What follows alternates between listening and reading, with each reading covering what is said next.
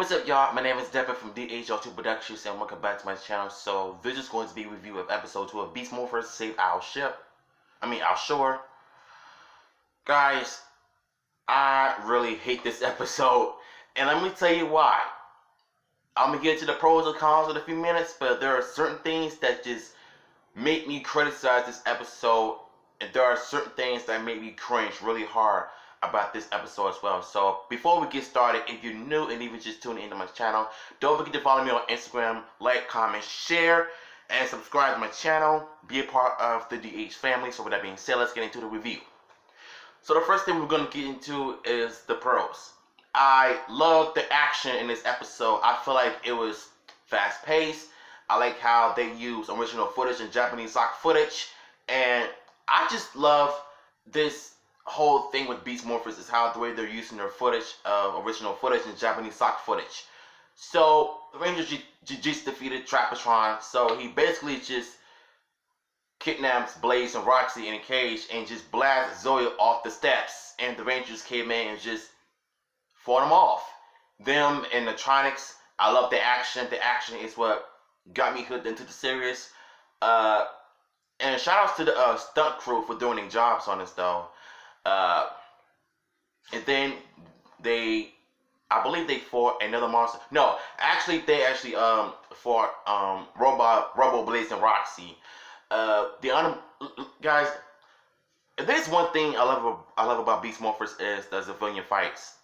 The fight scenes in this episode was pretty outstanding, and my favorite scene is when they show Revy doing the acrobatic movements while fighting Tronics and using the Beast X blaster while doing it in slow motion. Like, that shot looks absolutely sick in my opinion.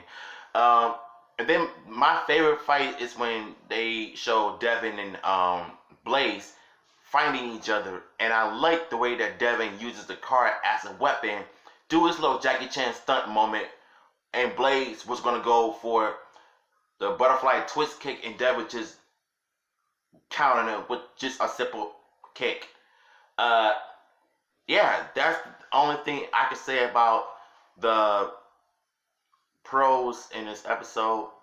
Now let's get into the biggest cons in this part. The B plot is when it's all about saving the sea animals and the shore, aka the beach. So in the beginning of the episode, you know, Blaze was teaching karate, and I like how they brought the trap music in the Power Rangers though. This never happened before though, but I'm glad they did. But still, Blaze was teaching martial arts in the karate class, and they showed the lady who played Elsa and Dino Thunder, the actress, I forgot her name, and she works for this company that does taking care of animals and the sea animals and stuff. But one of the biggest gripes I had with this episode is when Roxy and Zoe were the only two trying to convince Roxy's aunt to participate in the saving out animal situation. It's the way they do it is what makes me cringe the most. How many times Power Rangers has, you know, done this cleanup episode things since Mighty Morphin? 1,000 times. And this is one of the reasons why I do not like this episode. And then the biggest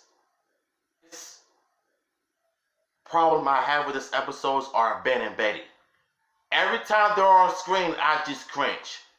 I'm sorry, but their comedy is just, it sucks. It sucks.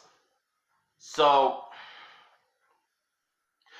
but I do like the part when they show the cyber dimension, a newer cyber dimension in a different color.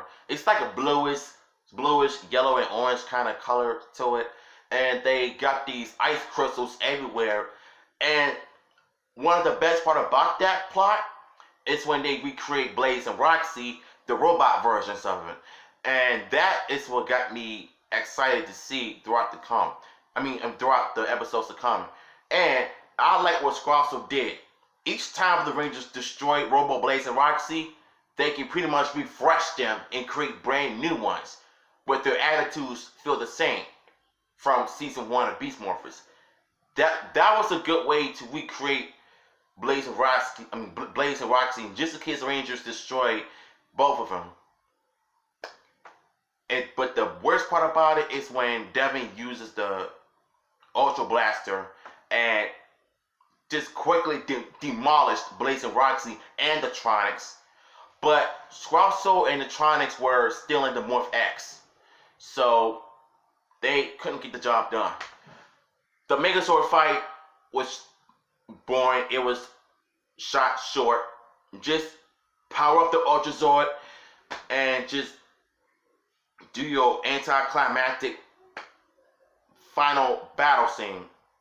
Like, I don't know, man. This episode just rubbed me the wrong way. And the end of the episode is just your generic thank you for participating in this crap and putting the 6th sea turtle into the water. Into the water just in case they go back to the sea. I'm sorry, but this episode sucked. The only thing I like about this episode were the fight scenes. The B plot of it was just not good. So my rating for this episode will have to be 2 out of 5. That's the best I can give it. So hopefully this next episode can be a better one for your boy. But this episode just threw me off completely. And it's not the actor's fault for doing this. I just think Becca Barnes and them, they wrote a bad episode. So what y'all think of my review of this? If you enjoyed this episode, did you enjoy my review of it? Let me know in the comments down below. And what did you think of the episode yourself? Did you enjoy it? Did you hate it? What are your thoughts on the A and B plots on this? Let me know in the comments down below. Until then, this is DHR2 Productions, and I'm out here. Peace.